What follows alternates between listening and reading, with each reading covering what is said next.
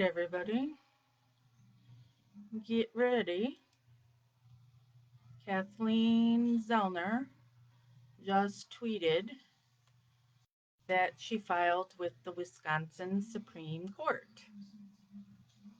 And we shared a picture of the tweet and also the link to where you can read her filing. But that's what we're going to do right now is read her filing.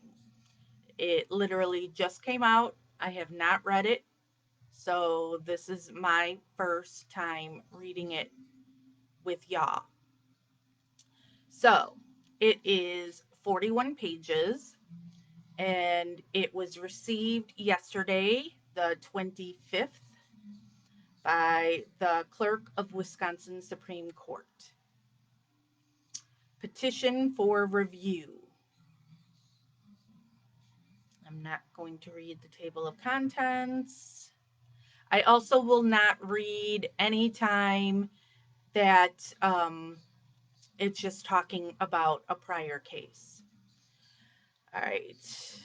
Issues presented for review. 1. Whether the Court of Appeals imposition of a pleading standard requiring Mr. Avery to prove on the face of his 974.06 motion that each allegation would result in an acquittal conflicts with controlling opinions of the United States Supreme Court, this court, and other Wisconsin Court of Appeals decisions.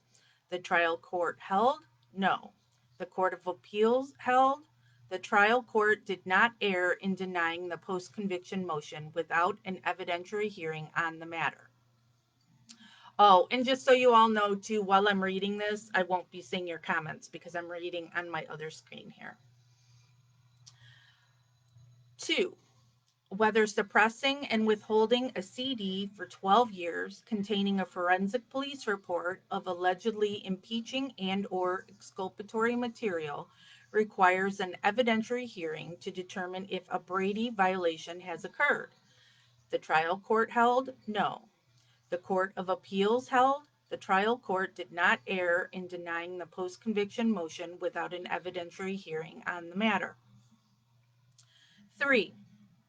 Whether a state actor's destruction of contested evidence in violation of Wisconsin Statute 968.205 is sufficient evidence of bad faith to require an evidentiary hearing on a Youngblood versus Arizona claim that the destruction of evidence violated a defendant's right to due process of law. The trial court held, no. The Court of Appeals did not address Mr. Avery's Wisconsin Statute 968.205 claim. Criteria for granting review, and this is now already page 8 of 41. The primary function of the Wisconsin Supreme Court, quote, is that of law defining and law development, unquote. Mr. Avery's case has produced an avalanche of coverage on a worldwide stage. It has generated legal commentary that has not been matched in the last 50 years. Law review articles, law school classes, case law, petitions to the White House, and millions of documentary viewers have grappled with one fundamental question. Did Mr. Avery receive a fair trial free of constitutional violations? I can answer that. Nope. When Mr. Avery was indigent and unknown, the Wisconsin courts dismissed his 2013 post-conviction motion as lacking any merit, as being based on unsubstantiated claims, empty and without substance, wildly speculative, and contrary to Wisconsin's long-standing law and procedures. When I do this, it's because it's in quotes. Now that Mr. Avery has obtained post-conviction counsel and nationally renowned experts, the Court of Appeals has applied a greatly enhancing pleading standard to his 974.06 motion and has failed to look at the cumulative effect of the ineffective assistance of counsel and Brady versus Maryland claims. Also, the Court of Appeals has made significant factual errors, resulting in an unreasonable application of the facts in its analysis of the bullet and bone evidence, which, among other errors, results in its erroneous exercise of discretion in affirming the Circuit Court's denial of an evidentiary hearing. Mr. Avery should not be held to a higher standard than other movants. The court should apply the standards it has so clearly articulated in past cases and allow Mr. Avery to have an evidentiary hearing on the merits of his allegations of constitutional violations. If his conviction truly has integrity, it will withstand the scrutiny of an evidentiary hearing. Without such scrutiny, the question of the integrity and fairness of Mr. Avery's trial hangs like a dark cloud over the Wisconsin judicial system. The case presents, quote, special and important reasons, unquote, justifying Supreme Court review. 1. Issue 1. Ineffective assistance of counsel. The first issue concerns whether the Court of Appeals erroneously exercised its discretion when it applied a standard contrary to this court's decision in State versus Allen and contrary to this court's interpretation of Strickland versus Washington by requiring Mr. Avery to conclusively prove in his pleading without an evidentiary hearing that his allegations would have acquitted him. The Court of Appeals failed to analyze the cumulative effect of trial counsel's errors. The court should review the misapplication of the Strickland standard to the ineffective assistance of counsel claims pursuant to Wisconsin Statute 809.62. 2. Issue 2. Brady. The Brady issue concerns the Court of Appeals finding that the defense counsel has a burden of diligence to replicate from raw data the state's exact findings, contrary to this court's decision in State versus Wierski and Supreme Court jurisprudence. This issue also concerns whether Wierski compels this court to find that the failure to disclose a police report allegedly containing favorable forensic evidence for the defense violates Brady, even if the defense could have hired an expert to do its own analysis. The issue further concerns whether the Court of Appeals erred by failing to consider the cumulative effect of errors in assessing Mr. Avery's claim in violation of Kyles versus Whitley. This court should grant review because the Court of Appeals decision is in conflict with this court's decision in Wierski and the Supreme Court in Kyles. Issue 3. Destruction of bone fragments. This issue concerns whether a state actor's destruction of contested evidence in violation of Wisconsin Statute 968.205 is sufficient evidence of bad faith to require an evidentiary hearing on a defendant's Youngblood versus Arizona claim that the destruction of evidence violated his right to due process of law. Statement of the facts and the case. On March 18, 2007, Mr. Avery was convicted of first-degree intentional homicide and felon in possession of a firearm. He was found not guilty of mutilation of a corpse. He appealed. The Court of Appeals affirmed. In 2009, he filed a 974.02 motion requesting a new trial. On January 25, 2010, after an evidentiary hearing, Mr. Avery's motion was denied and he appealed. The Court of Appeals affirmed. In 2013, Mr. Avery filed a pro se, that means filing by himself, not with a lawyer, 974.06 motion requesting a new trial, which was denied. On June 7, 2017, Mr. Avery filed a second 974.06 motion. The motion was dismissed without an evidentiary hearing. On October 6, 2017, Mr. Avery filed a 974.06 motion to vacate, and on October 23, 2017, he filed a motion for reconsideration. The Circuit Court denied his motions to vacate and for reconsideration. On October 11, 2019, Mr. Avery appealed. He filed motions to stay and remand concerning 2 additional claims. He raised his claims in his motions to the Circuit Court as supplemental post-conviction motions. The Circuit Court denied his motions to supplement. In April of 2021, after a new witness revealed exculpatory information, he filed a motion to the Court of Appeals to stay his appeal and remand.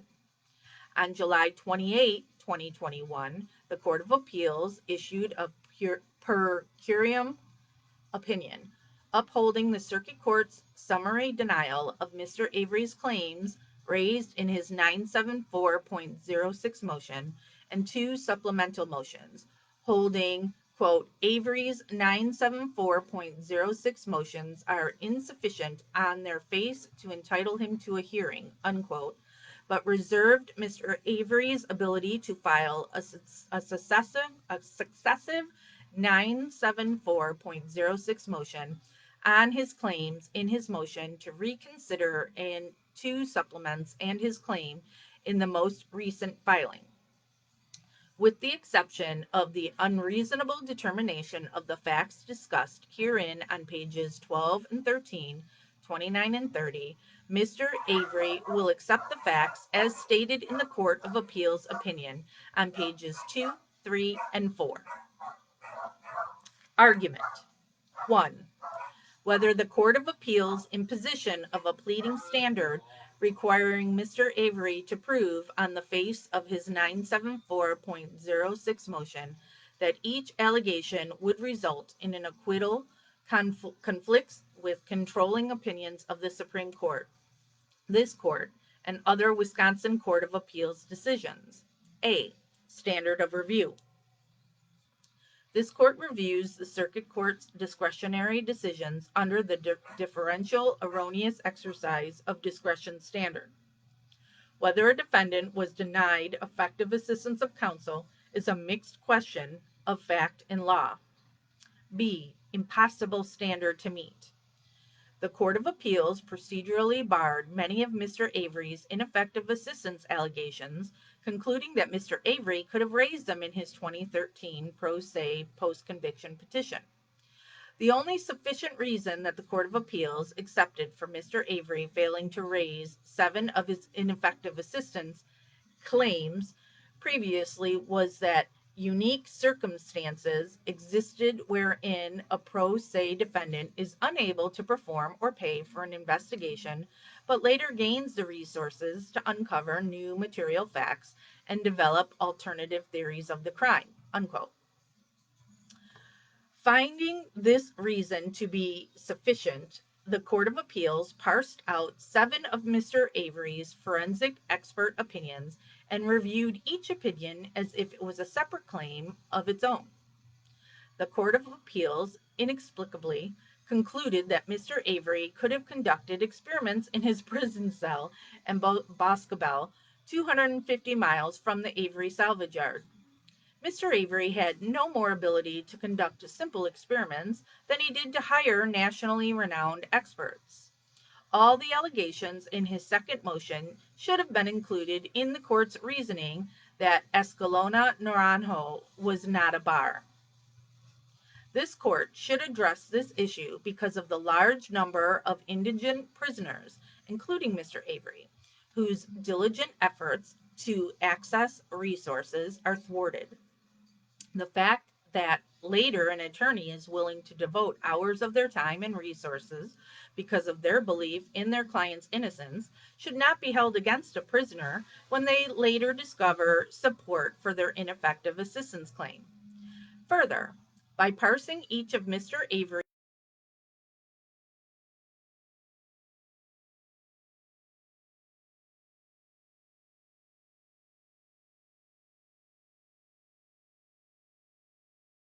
for an evidentiary hearing and failed to consider the cumulative effect of all Mr. Avery's forensic opinions. A movement's allegations and supporting material facts should be considered as one ineffective assistance of counsel claim, not transformed into individual ineffective assistance claims.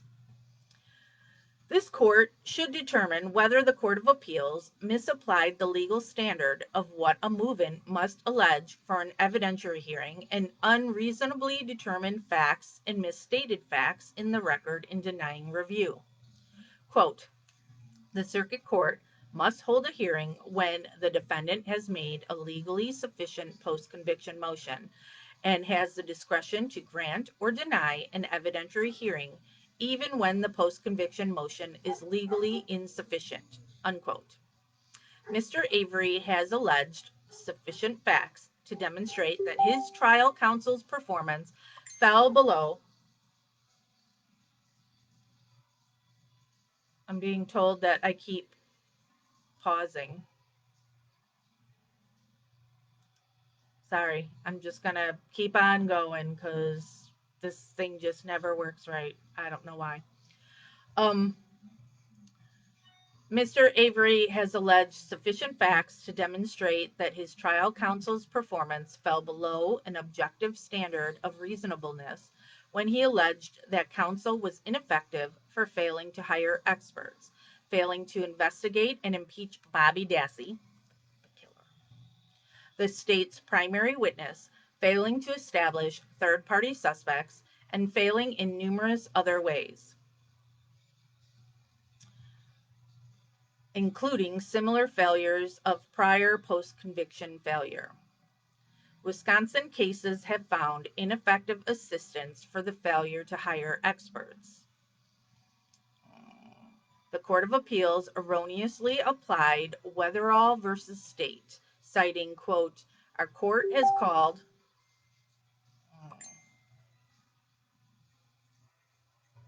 Okay. Thank you, Bryce.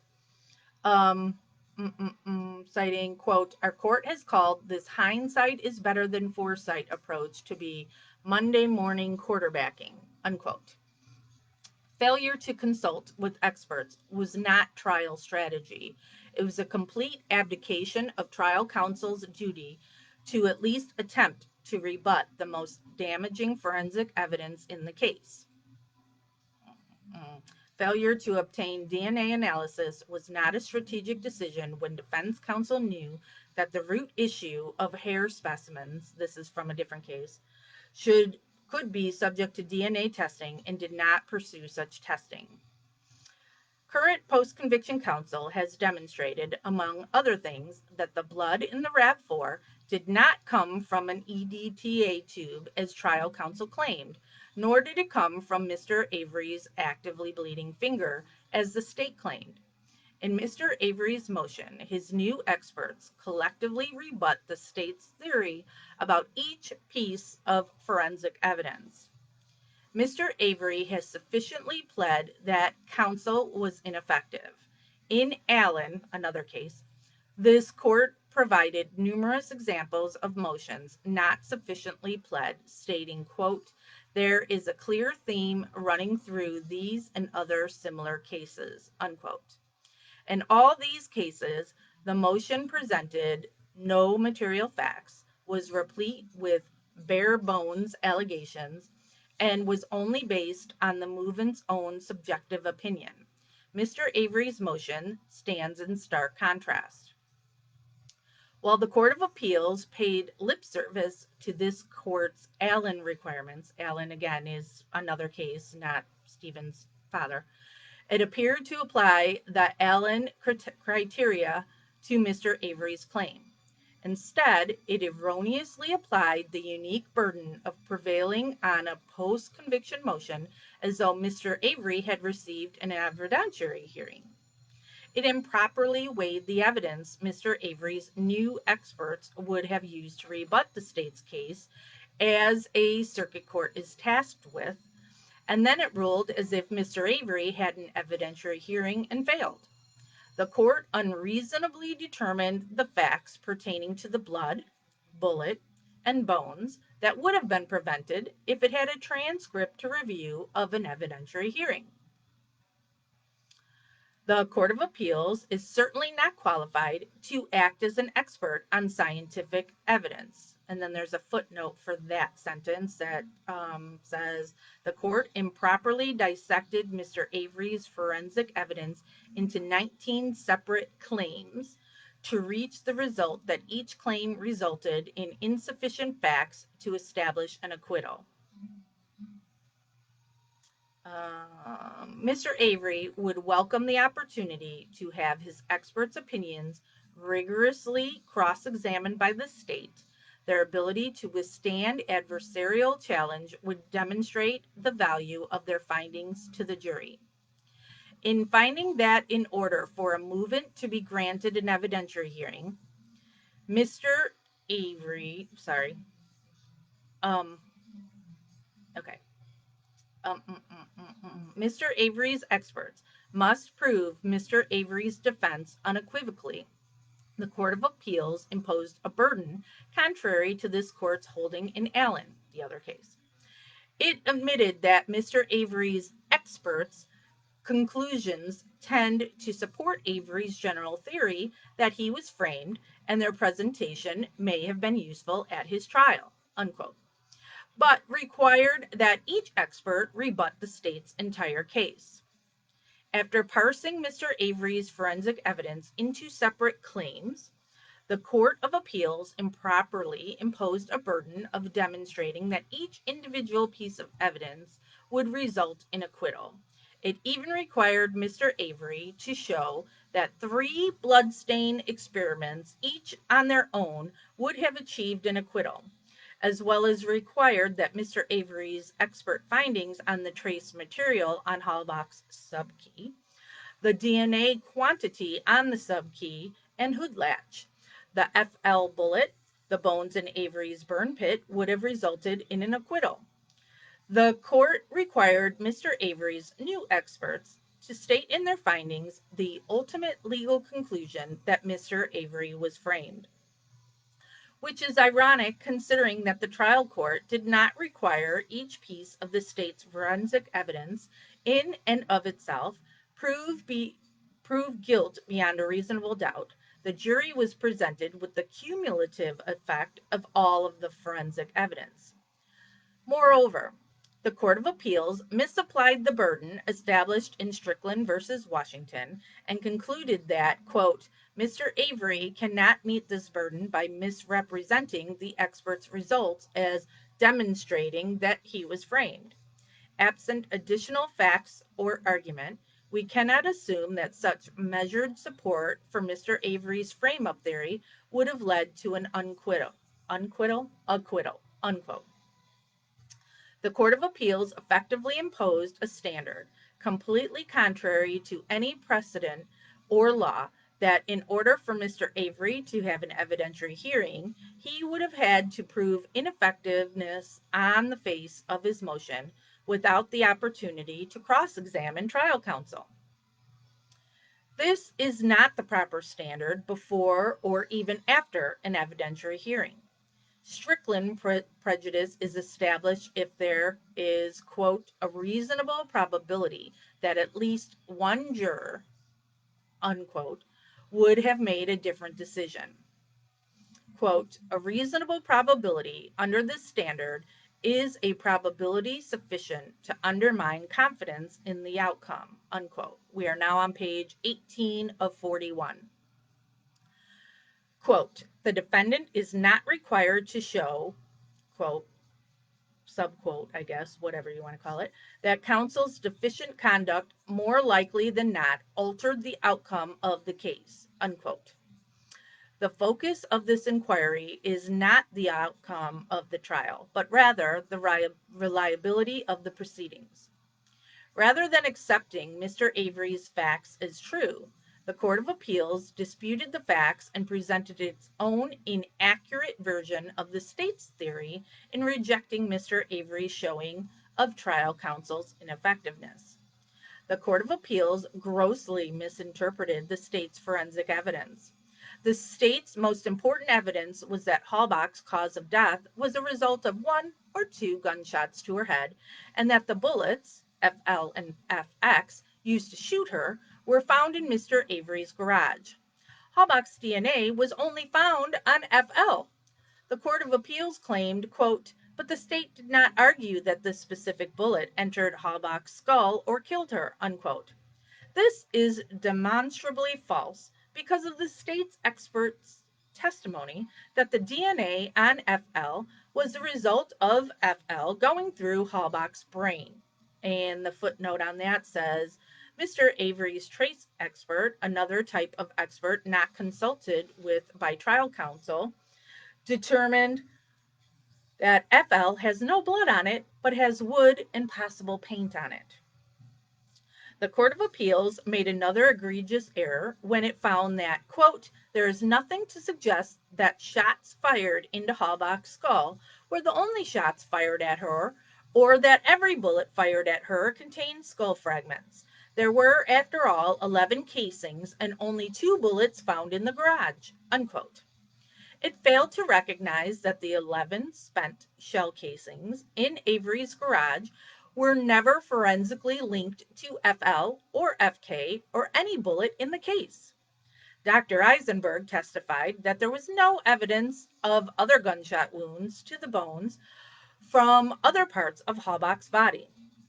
The court's blatant misstatement of the facts about the case of about the cause of death of Halbach undermines the integrity of its opinion. When a lower court's analysis begins to weigh the evidence, it misstates and the uncontradicted facts a movement asserts are not taken as true, the need for an evidentiary hearing is apparent. The Court of Appeals failed to consider the cumulative effect of trial counsel's numerous unreasonable errors. Without a true cumulative effect of analysis, a lower court should not be permitted to conclusively deem that a movement, quote, cannot demonstrate a reasonable probability of a different outcome, unquote. Citing Strickland, if this test is satisfied, relief is required. No supplemental abstract inquiry into the fairness of the proceedings is permissible. In addressing this issue, the court must consider the totality of the circumstances and must assess the cumulative effect of all errors and may not merely review the effect of each in isolation. Now we're going on page 20 of 41. The state convicted Mr. Avery on the cumulative effect of its forensic evidence. The Circuit Court and Court of Appeals allowed the state to benefit from the cumulative effect of its largely circumstantial evidence, ignoring the impact that proof that a third party planted even one item of inculpatory evidence might have on the jury's verdict. 2. Whether suppressing and withholding a CD for 12 years containing a forensic police report of allegedly impeaching and/or exculpatory material requires an evidentiary hearing to determine if a Brady violation has occurred. In light of this court's ruling in Wierski and United States Supreme Court jurisprudence, the court should address 1. Whether defense counsel's failure to replicate a forensic evaluation relieves the state of its Brady obligation to disclose exculpatory and/or impeaching forensic findings. 2. Whether the state's conduct constitutes suppression. And 3. Whether the Court of Appeals erred in failing to consider the cumulative effect of errors in violation of Kyles versus Whitley. This court should determine whether the denial of an evidentiary hearing was due to the lower court's misapplication of the law governing Brady. This court determines whether the motion on its face alleges sufficient material facts that, if true, would entitle the defendant to relief. This is a question of law that is reviewed de novo. If the motion raises sufficient facts, the circuit court must hold an evidentiary hearing. If the movement presents only conclusory allegations, or if the record conclusively demonstrates that a defendant is not entitled to relief, get off of there, pop up. The circuit court has the discretion to grant or deny a hearing. A. The Valley CD discovered 12 years after Mr. Avery's trial. Mr. Avery alleged the following facts. On April 21, 2006, an agent, Special Agent Fassbender, and an investigator seized a computer from the Dassey residence. The state's forensic expert, Detective Velli, I never know how you pronounce that, conducted the forensic examination of the computer. The state misrepresented to the defense that this examination was of Brendan Dassey's hard drive. On May 10, 2006, Velli completed a final investigative report based on his analysis of computer hardware and crime scene facts, which included 2,632 unique word search results and 14,099 refined pornographic images, 1,625 of which had been deleted. Velli's report was 2,449 pages and was downloaded to a CD. The CD was kept in the exclusive possession of Fassbender. On April 17, 2018, current post-conviction counsel received the Velli CD for the first time from the state.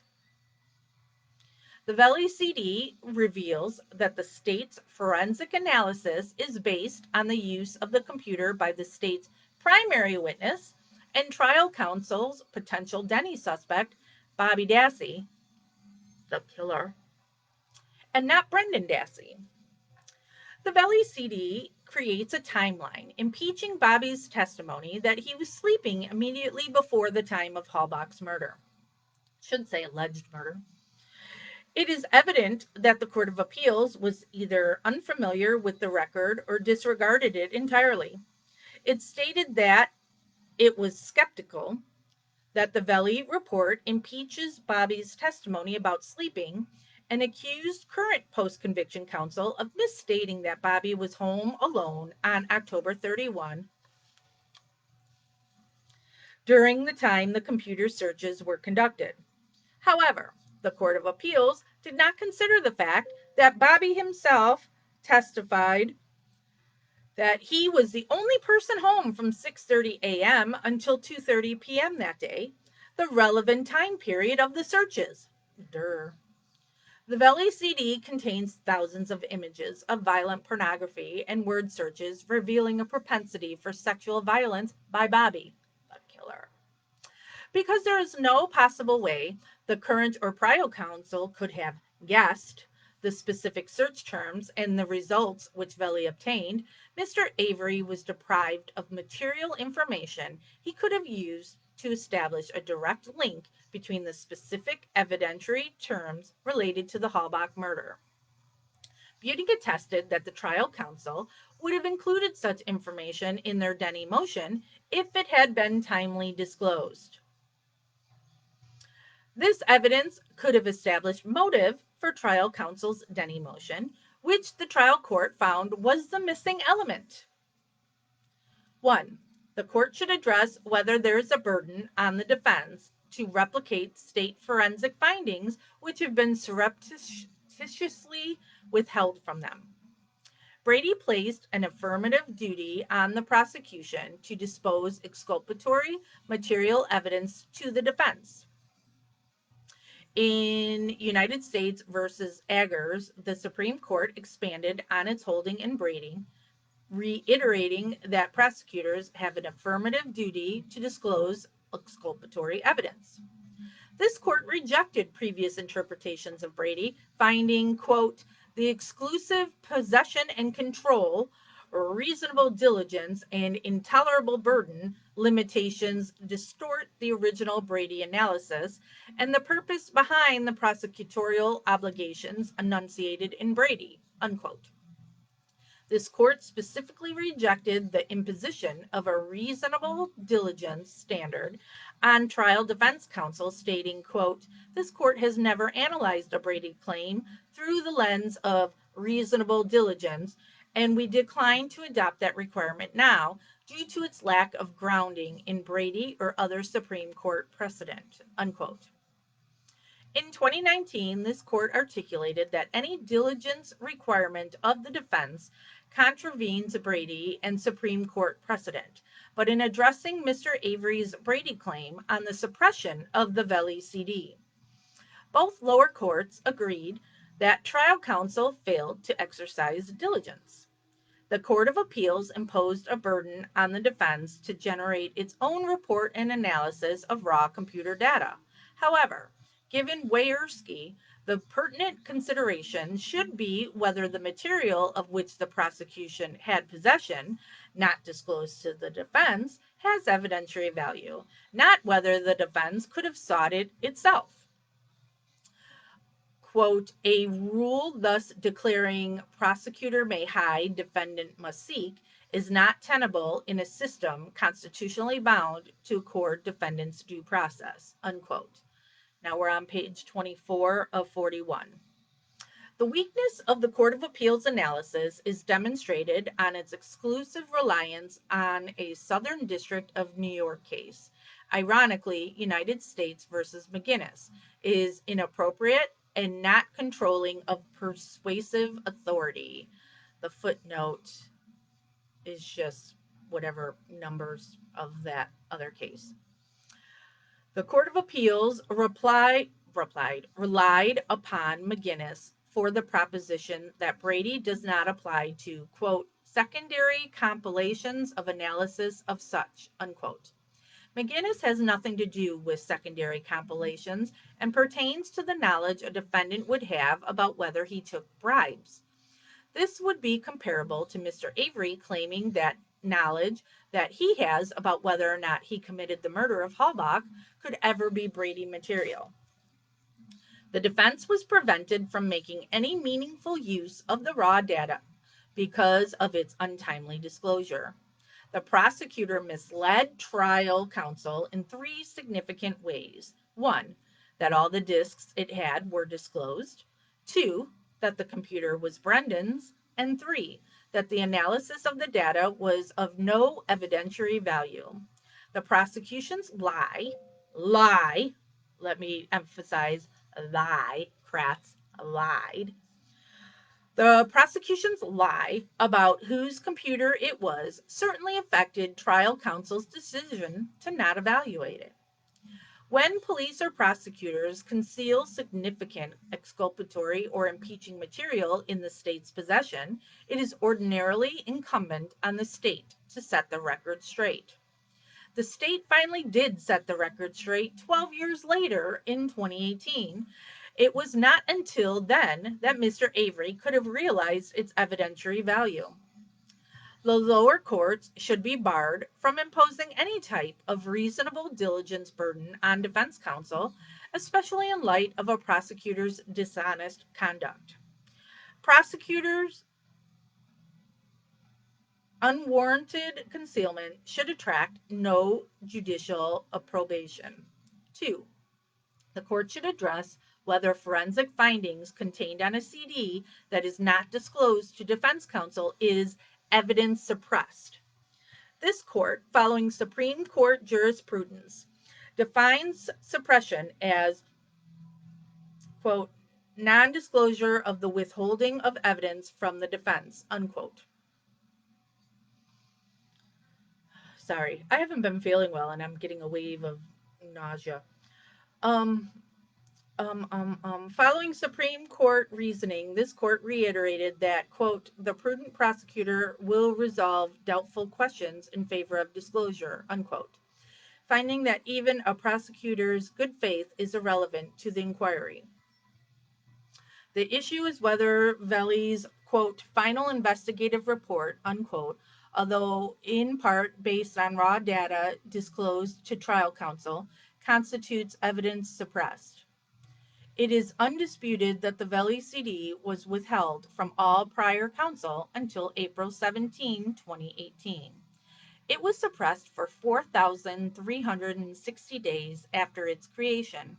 There's no possible way prior to April 17, 2018, current or prior counsel could have guessed Veli's specific search terms and their results, which were on the CD. Without an evidentiary hearing, Mr. Avery was denied the opportunity to correct the circuit court's factual error that the CD and 7 DVDs were identical. Although the Court of Appeals recognized that the CD contained different information than the 7 DVDs, it reached the same conclusion in an equally misguided way. It found, quote, the Veli CD does not contain any additional information than what is on the 7 DVDs, unquote. But conversely, it deemed the material on the Veli CD was not evidence. Quote, the Veli CD is not suppressed evidence, but merely an investigative summary of evidence, ... unquote. The Court of Appeals ignored Mr. Avery's allegations in his post-conviction motion and improperly weighed the evidence. It gave more weight to state forensic investigator Veli's affidavit than to Mr. Avery's allegations and supporting material, including the affidavit of Mr. Avery's expert who reviewed the Veli CD and the 7 DVDs and found the CD contained unique information. The footnote for that says Mr. Avery's new forensic expert listed in his affidavit 6 pieces of new information contained in the report on the Veli CD that were not contained in the 7 DVDs. Okay, back up. In determining the facts, the Court of Appeals improperly took on the role of a circuit court, effectively failing to address whether the circuit court erroneously denied Mr. Avery an evidentiary hearing because he had pled sufficient facts in his post-conviction petition, which is the pertinent question. As with any other civil pleading, in assessing the legal sufficiency of the motion, the court must assume the facts alleged therein to be true. Even if a court is disinclined to believe evidence offered by a movement, the court must hold a hearing before making credibility determinations. Only after a hearing is the court charged with determining the issues and making findings of fact and conclusions of law. The Court of Appeals erred in rejecting Mr. Avery's argument that he should have had access to the information derived from Veli's unique word searches, pornographic images refined for relevancy, and the like, because it incorrectly deemed the report as a, quote, secondary compilation of analysis of such, unquote. The Veli report is not a secondary compilation and analysis. It is a primary analysis of raw computer data and crime scene facts. The Court of Appeals did not weigh the fact that the state misrepresented in writing to the defense that there was, quote, nothing much of evidentiary value, unquote, anywhere within the data extracted from the computer. Importantly, it ignored that the state's forensic investigator generated a report of Bobby's and not Brendan's. You know Bobby the killer. Search history of terms such as bondage, gun, stab, handcuff, grab, throat, bullet, and fire. It unreasonably determined that the state's representation in its stipulation projection was merely an, quote, off-the-cuff description of disclosed evidence, unquote. No reasonable trial counsel would consider the state's written remarks merely casual. The state's misrepresentation was anything but, quote, off the cuff, unquote, since it was explicitly written in the prosecutor's prepared stipulation, a legally significant document. Mr. Avery's trial counsel provided an affidavit concerning the state's non-disclosure of the CD, which the Court of Appeals also failed to consider. Page 28 of 41. Ignoring this affidavit, the Court of Appeals overlooked the state's misrepresentation of whose computer was analyzed. Only Bobby had access to the computer during the day, on the weekdays when the violent pornography search was conducted, and on the day of Halbach's murder. So the state's misrepresentations were material. The prosecution misled the defense into believing there was, in fact, nothing of evidentiary value to even seek. The lower court erroneously imposed an additional burden on defense counsel of investigating potential state misrepresentations. The court should clarify for the lower courts that Brady encompasses the suppression of a forensic report just as much as any other form of evidence containing facts that are impeaching or exculpatory. 3. The Court of Appeals misapplied the law concerning the materiality and cumulative effect of the evidence. The Court of Appeals admitted that, quote, the Veli CD might become relevant to showing Bobby, the killer, Dassey's motive, unquote, in a future Wisconsin Statute 974.06 motion. However, it failed to address the cumulative impact of the CD and the additional evidence undermining the state's case. The footnote on that says the Court of Appeals found that newly discovered evidence of a phone showing Bobby committed perjury at trial was inadmissible hearsay.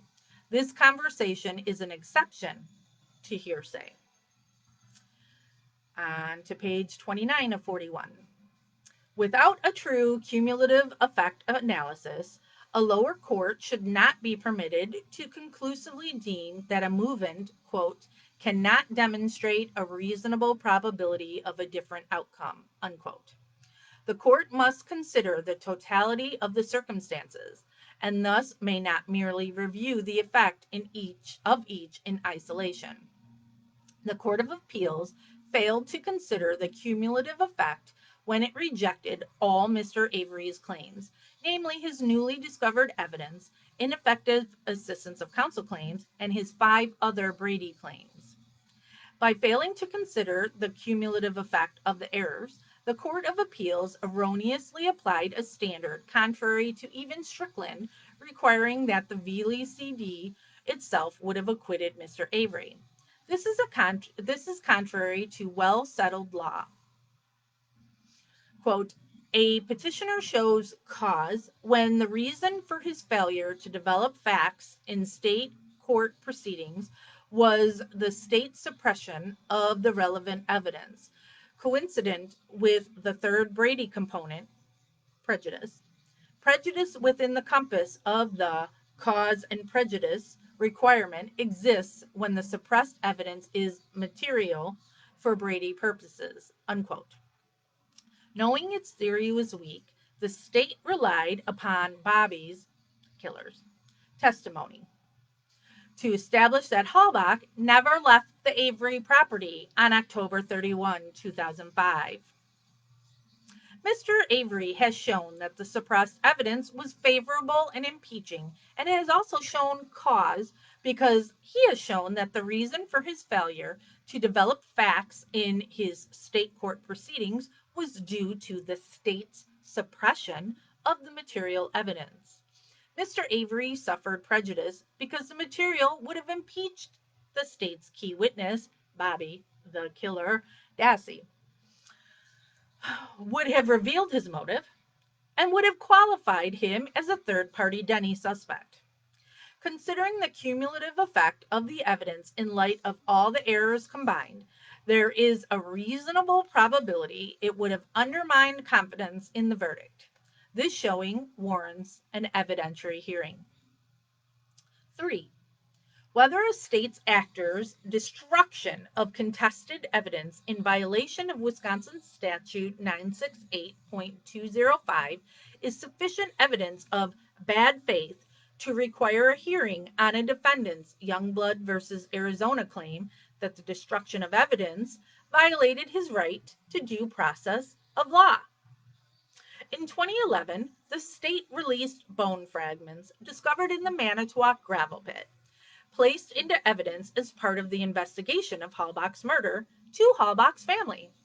It did so without giving any notice to Mr. Avery. The state removed evidence tags signaling the locations from which the bones were discovered and commingled the gravel pit bones with bones from two other areas, the Avery burn pit and the Dassey burn barrel. Shortly after post-conviction counsel moved to remand for additional scientific testing, it was discovered that the state, in 2011, returned bones to the Halbach family, effectively destroying them, without first giving notice to Mr. Avery's counsel.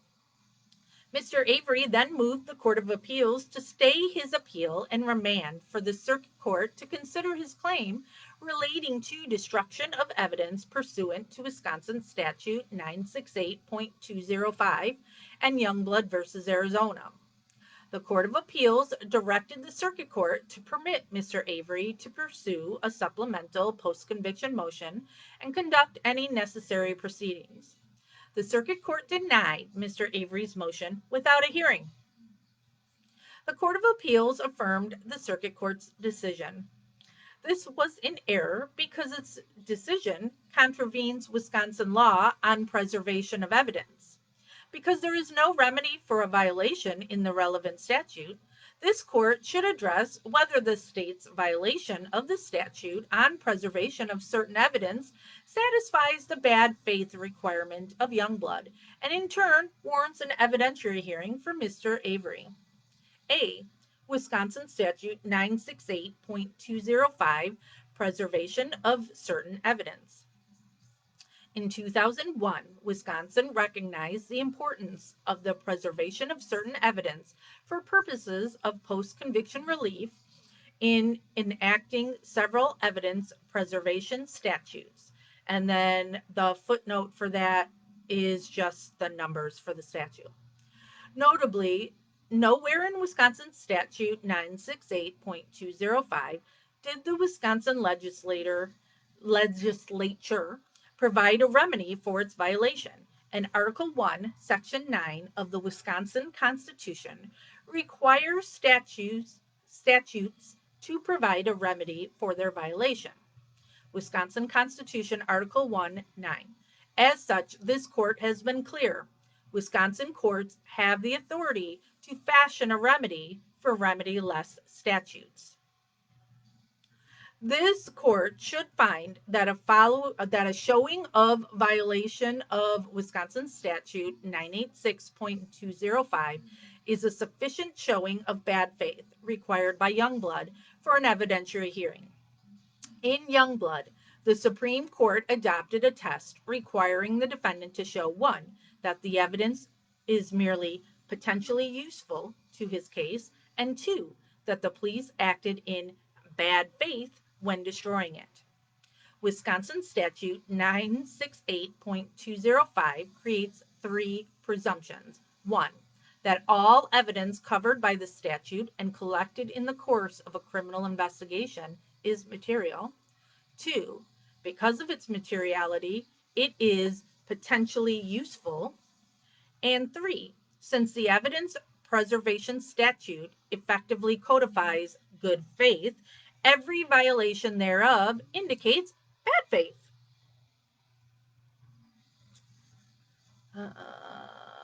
Wisconsin has signaled through the enactment of Wisconsin Statute 968.205 and through Wisconsin Court of Appeals opinion in Parker, and then the footnote for that is just the numbers for that Parker case, that Wisconsin's evidence preservation doctrine applies to the post-conviction context. The Circuit Court found that because, quote, no DNA testing was performed on material returned to the family that conclusively identified the material as belonging to a human being or any specific individual, unquote. The evidence in question cannot come within the plain meaning of the statute. And that footnote says the Court of Appeals never addressed the statutory violation. The plain language of the statute, however, does not require that the biological evidence belonging to the victim be DNA tested to prove it is the victim's. Such a reading of the statute defeats its purpose and allows the destruction of evidence without notice to the defendant. In Mr. Avery's case, The state held Bones out to be Halbach's, and when Mr. Avery sought to conduct further DNA testing, he learned the bones had been destroyed without notice to him. A previously undisclosed police report documents that these bones were held out, and this is in italics, so this is important, to the victim's family as being the victim's bones. The Court of Appeals erroneously focused only on the testimony of the state's forensic anthropologist, confining its analysis to the, quote, suspected human bone fragment, unquote, labeled 8675, the only bones from the gravel pit introduced at trial.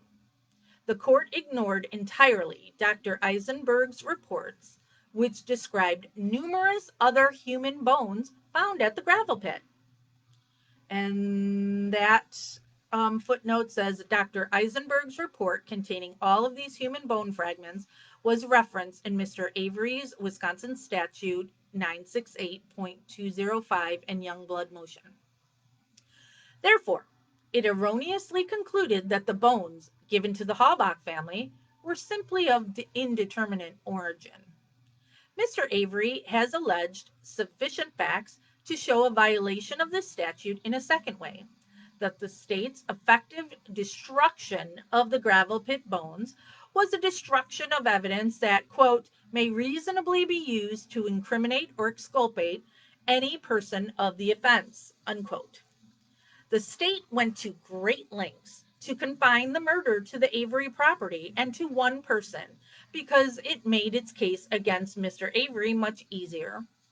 It is here where the exculpatory value of bone fragment evidence lies. Mr. Avery was tried and convicted on a theory that, one, he alone killed and burned Halbach in his burn pit. Two, after burning Halbach in his burn pit, must inexplicably have moved her bones over to the Dassey burn barrel.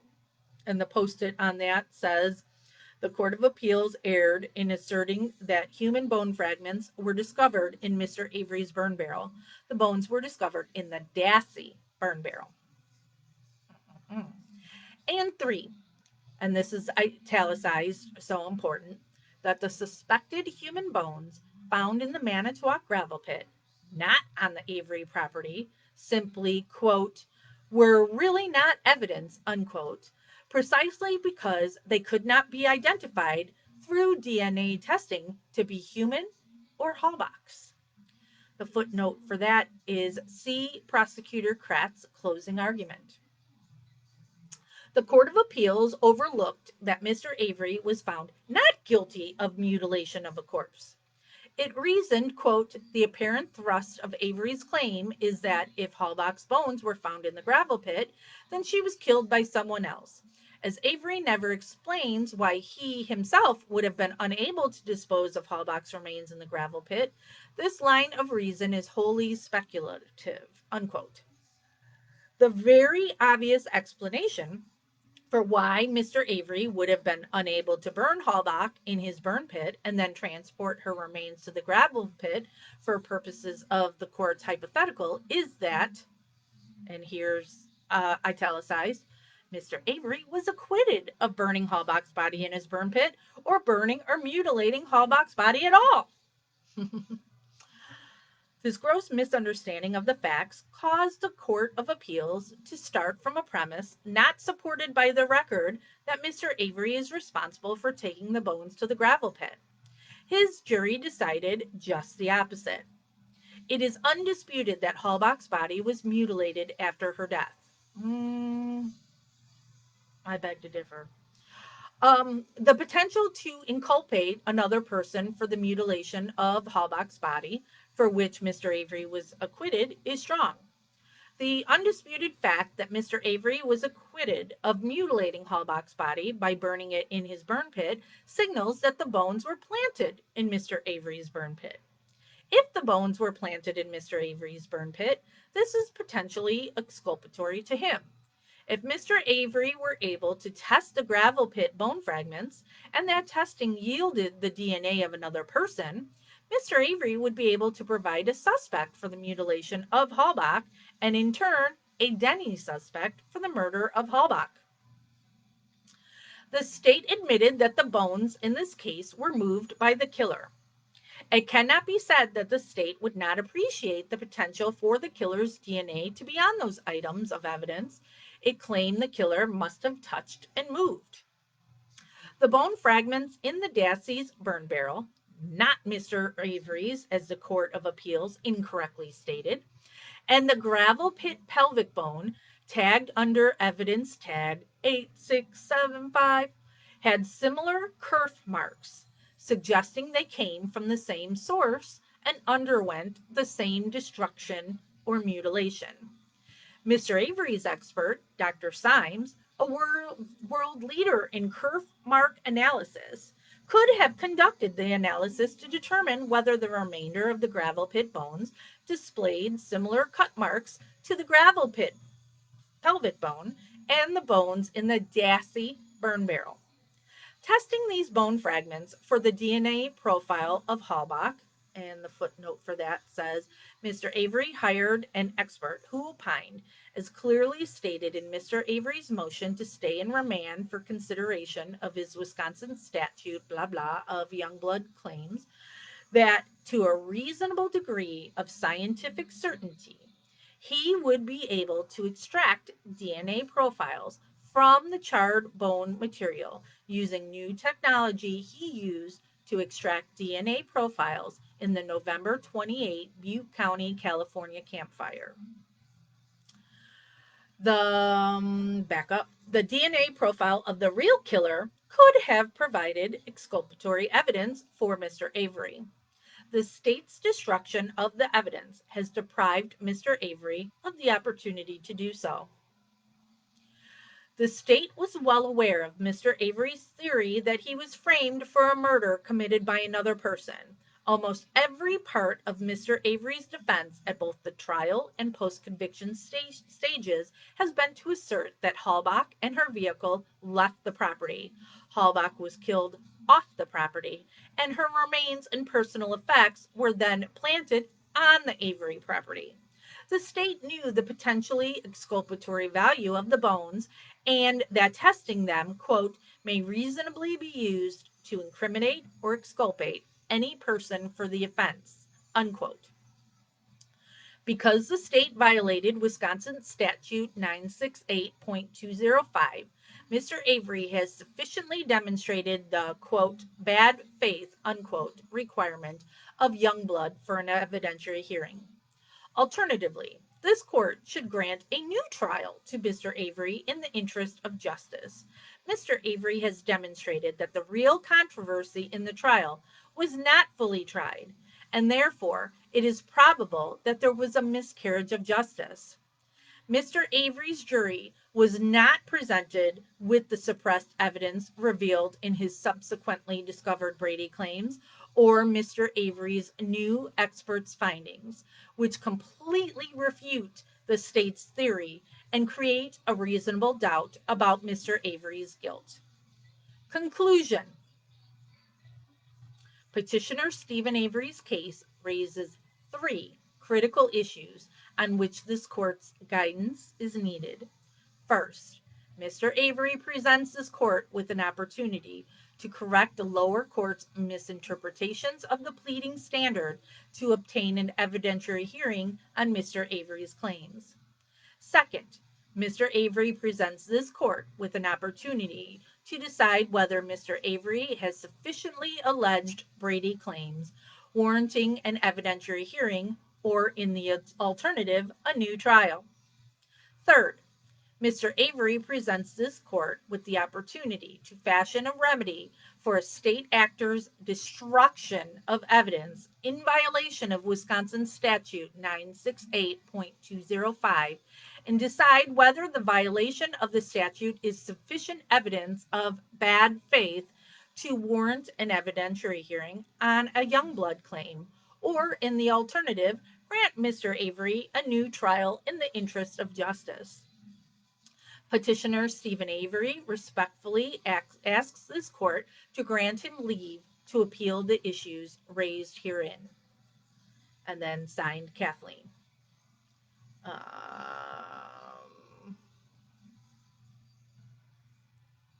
so, dun dun dun. So now we'll wait for the state's response. There is a deadline on the state's response. Oh, Bryce, yeah, I'll talk. We'll talk. Um, um, so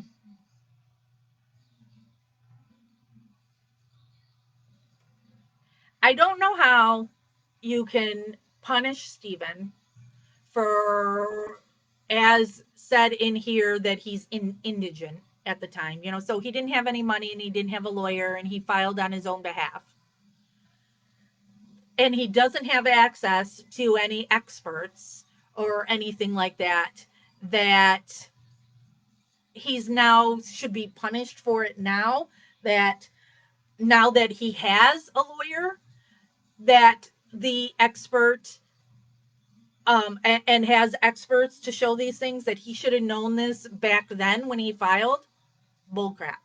Bull smurf. Um, and then the whole ineffective assistance of counsel, which is a standard thing in trying to overturn a conviction. But we know that Strang and Buting messed up here. And that is the definition of ineffective assistance of counsel.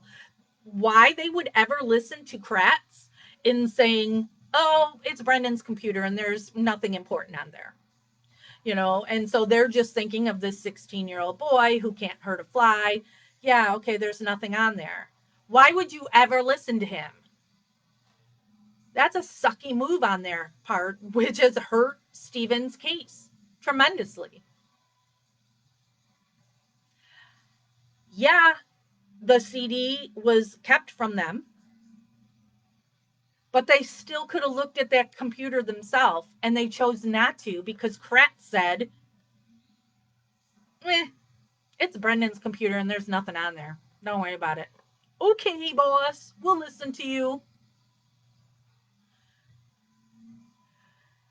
It's not like you didn't have any idea that Kratz was slimy because he did that press conference. That press conference alone, that lawyers universally will say is something you don't do.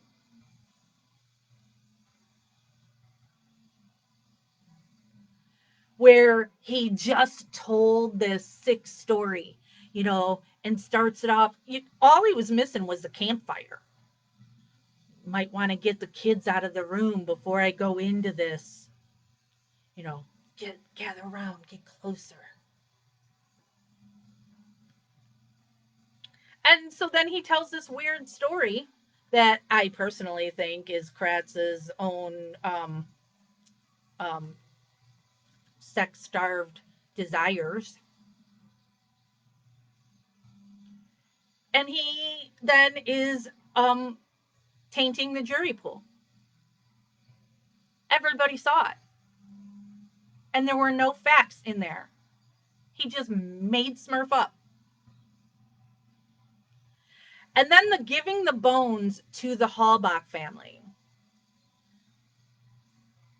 Why 6 years later are these bones then given to the Halbach? You can go to StephenAveryCase.org, where all the different filings and evidence and everything is, and you can see where Karen Halbach signed receipt of these bones. And it was going to the funeral home. What exactly was done with them? Don't know. But just by breaking that chain of custody, and were these bones then cremated and put with the other cremated bones? Were bones cremated? I mean, we know there's a headstone for Teresa at a cemetery. Actually, her mother and her uncle's stepdaddy are on one side. um, who both of them are living, and then Teresa's on the back. So she's not even like with her dad, who is already deceased. They've got a headstone for the two living people, which is her dad's brother, who then married his sister-in-law when his brother died. Um, so now what can you do with these bones? Because now you've contaminated them. And Kratz is the one that made it all about Stephen never left the salvage yard.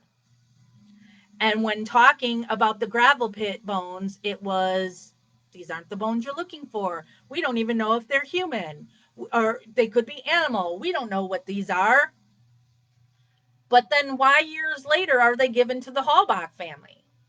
And then when you see the ruling from last month, which really upset me, was, oh, well, the family, would want closure. Closure of what?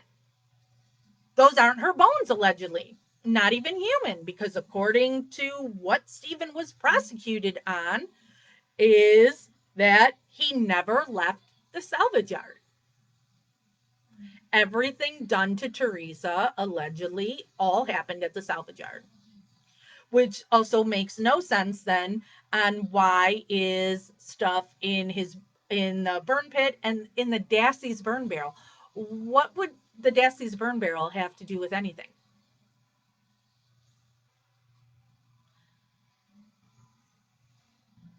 No sense. And it is very important, as pointed out in this filing, that the jury found him not guilty of mutilation of a corpse. So anything they're finding of bones that are cut up and put places is not by Stephen, according to his jury.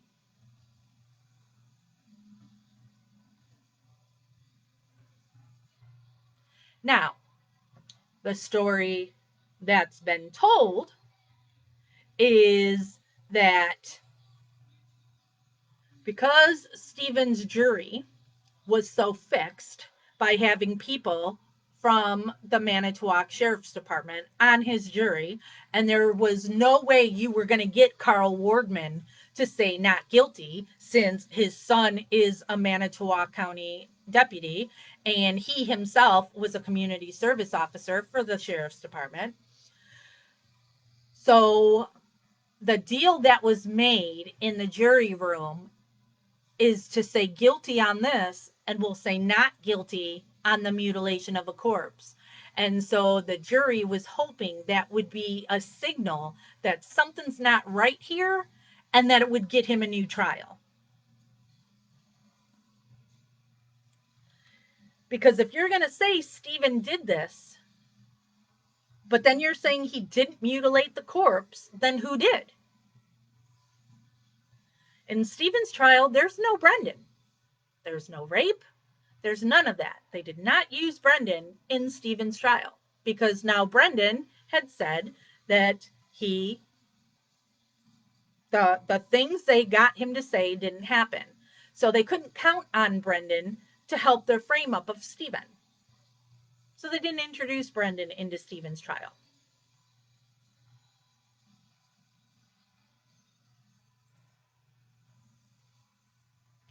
And if you want to go by the whole, well, a jury said this, and the jury found that, to say Stephen is guilty, well, the jury said he's not guilty of mutilation of a corpse. So, explain the bones at his house then. How did that end up there if Stephen didn't do that? Who did it? And why hasn't that ever been talked about? And wouldn't anybody want to know who did that? Because if a person is then going to cut up a body and burn it, who knows what else they could do? But nobody's ever looked for who did that, even though Stephen was found not guilty of that. By this jury, they all want to make out like, oh, they know everything and they found him guilty, therefore he's guilty. Well, they found him not guilty on the mutilation of a corpse.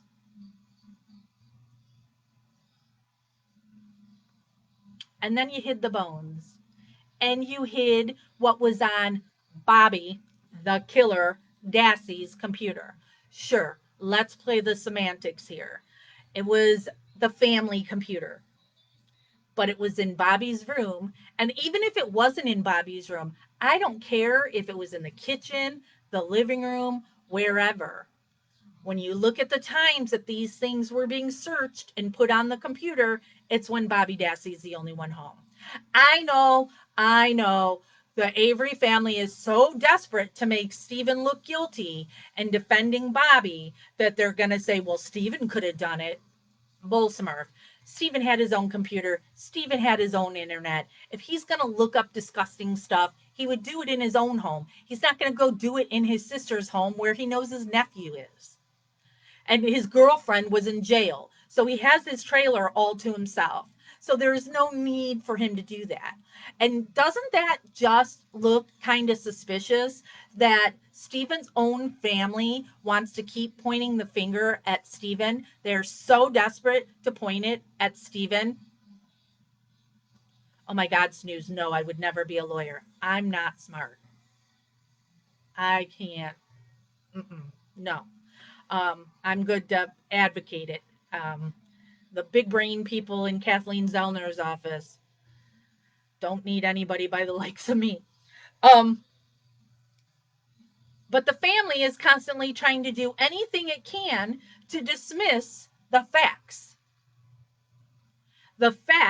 that would show that Stephen and Brendan are innocent.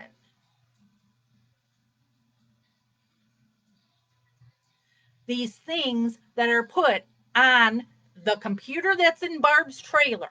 If you don't want to call it Bobby's computer, the computer in Barb's trailer, the things put on there is done when only Bobby is home. They want to look at Steven's computer. They want to, they're trying to look for porn to try and prove that he's some kind of degenerate and that he would kill somebody. You know, they're taking pink fuzzy handcuffs for that he used with his girlfriend Jody to prove that he is some disgusting murderer. Meanwhile, all this stuff is on a computer next door that they know about and they do nothing. Nothing. Bobby is left not only to be free, he's their star freaking witness. Bobby's able to buy a house. When we were just in Wisconsin last weekend, Bryce and I went to Bobby's house and looked at it and checked it out. Now, you can also Google Earth it and you can look at when it's been listed for sale and all that stuff, but we actually went to the house. I mean, I found it to be pretty creepy. Um, but Bobby's doing quite well for himself. Barb and Scott claim bankruptcy, yet they were able to buy a nice house. Yeah, John, Bobby's got 2 children, I believe. This is not justice for Teresa Halbach or the Halbach family.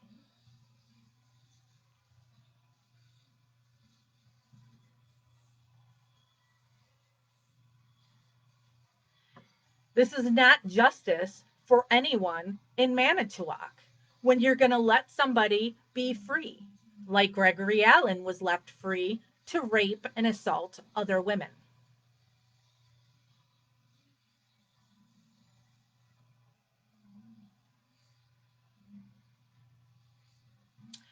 When we were in Manitowoc, or not Manitowoc, Waupun, did I say it right?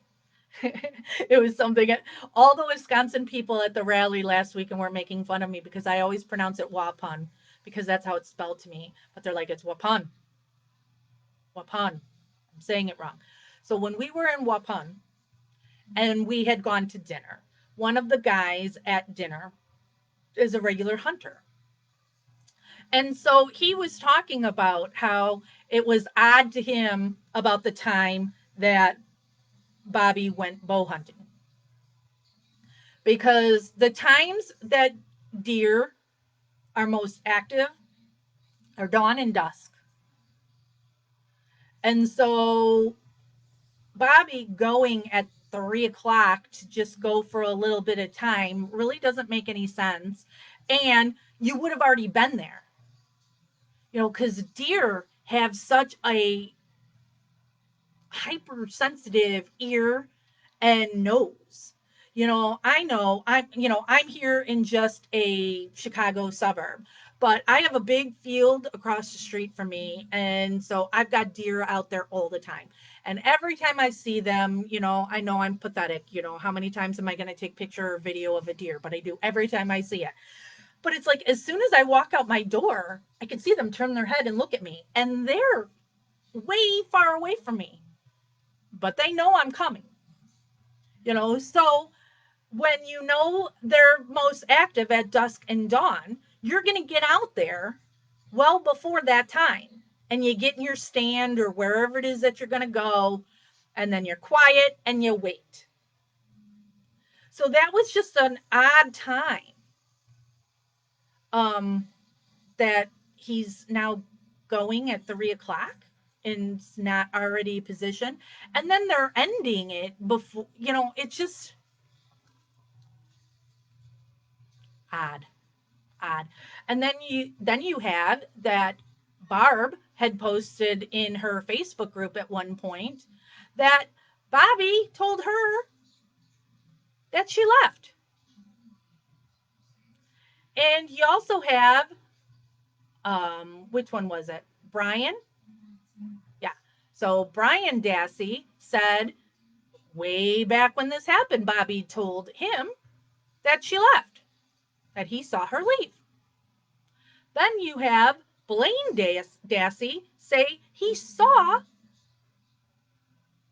Bobby driving a car while he was on the school bus, not his. That was green or blue.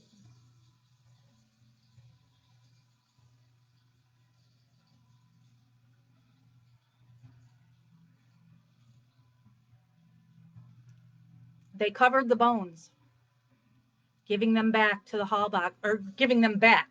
I, just even saying giving them back is not correct language because according to Kratz, that's not Teresa Hallbach. So why are they going to the Hallbach family if it's not Teresa? And then you have the court ruling, the last court ruling saying, well, for closure. Closure of what when it's not Teresa? You didn't try Stephen on that. You said, we don't even know if these are humans. Don't pay attention to these bones. Let's not even talk about these bones.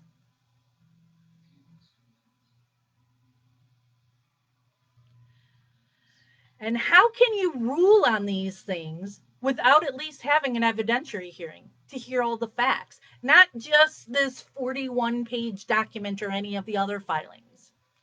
Don't you think if you're a judge and you're supposed to be in charge of justice, that the facts should be presented to you?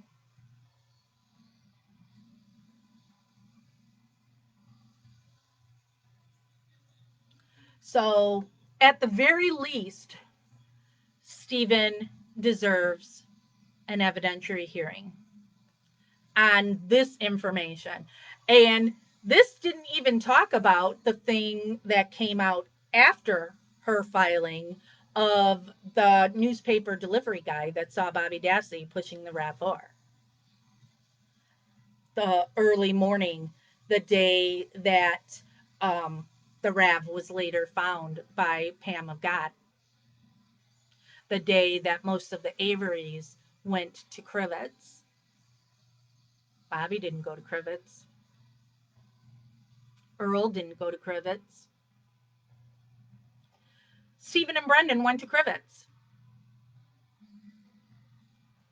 So you've murdered somebody and you know that she's been reported missing. You know that they have questioned you. You know you still have evidence that would point to you. You know that your family is all going out of town for the weekend. So you go out of town too and leave all the stuff there when people are looking for this girl that you know was on your property.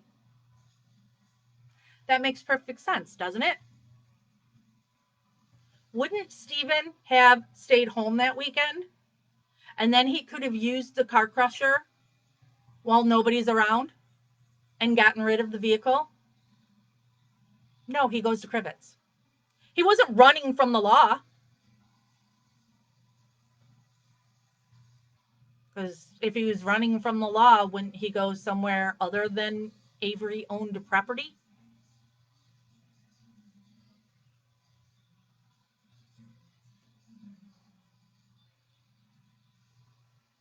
Bobby Dassey has lied time and time again. Did he see her leave? Did he not see her leave? Did he go hunting? Did he not go hunting? Did he shower? Did he not shower?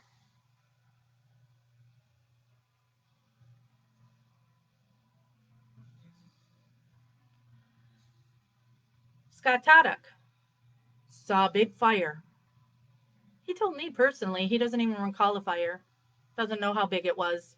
He was just saying what they were telling him to say. Scott Taddock is Bobby's alibi.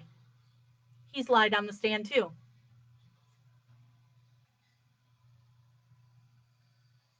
Why lie?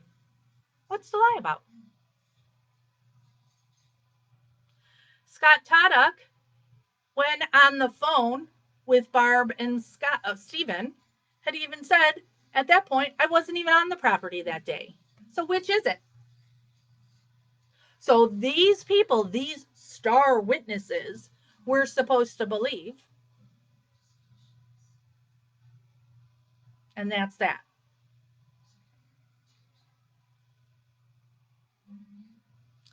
So, very least, Stephen should get an evidentiary hearing. He should get a new trial. And what he really should get, gates opened, he walks out free and owns the whole state of Wisconsin. They're never going to just release Stephen. So, bottom line, he needs an evidentiary hearing.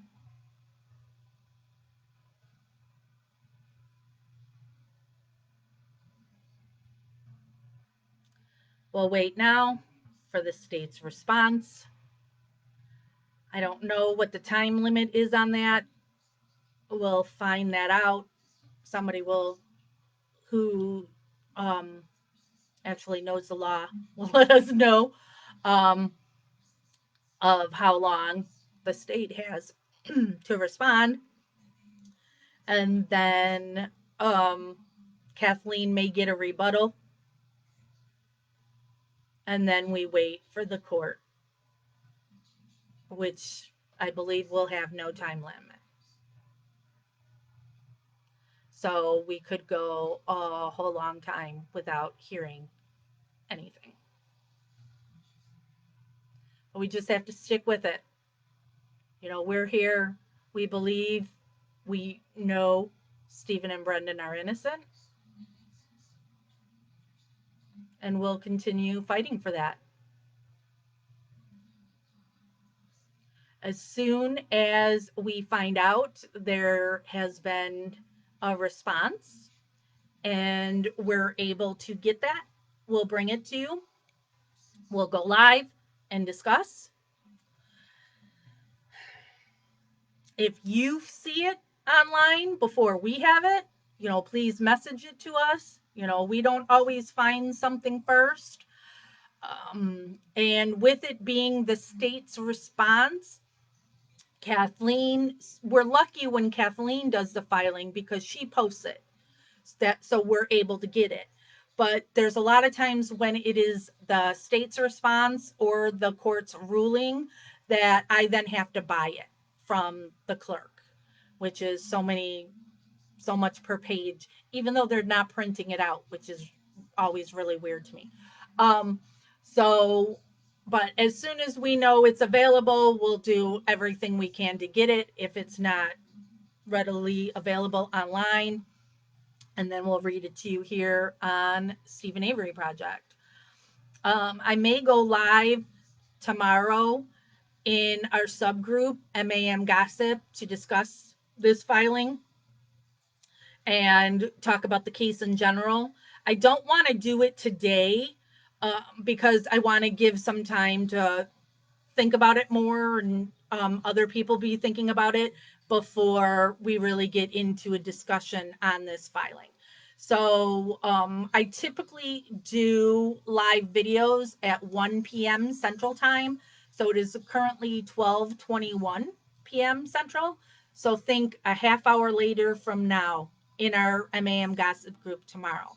It's not for sure yet, Christopher, one of the moderators here, he always makes a post letting you all know and giving you the heads up when it's going to happen. So I'll talk to Christopher in the morning and what I got going on. And so we may go live tomorrow in our MAM. MAM stands for Making a Murderer. MAM Gossip is our subgroup. And in that group is where we really tear into the case. So that will probably be tomorrow. I don't know, Sonia. So, all right, I am out. Thank you, everybody, for joining me today and for your constant support of Stephen. That we all know that Stephen is innocent, and this is just Manitowoc County Sheriff's Department and their associates, as well as a lot of the Avery family, who are doing everything in their power to keep Stephen and Brendan in prison. It's just such a sad story. Investigation continues. Probably see you tomorrow in MAM Gossip. Bye, y'all.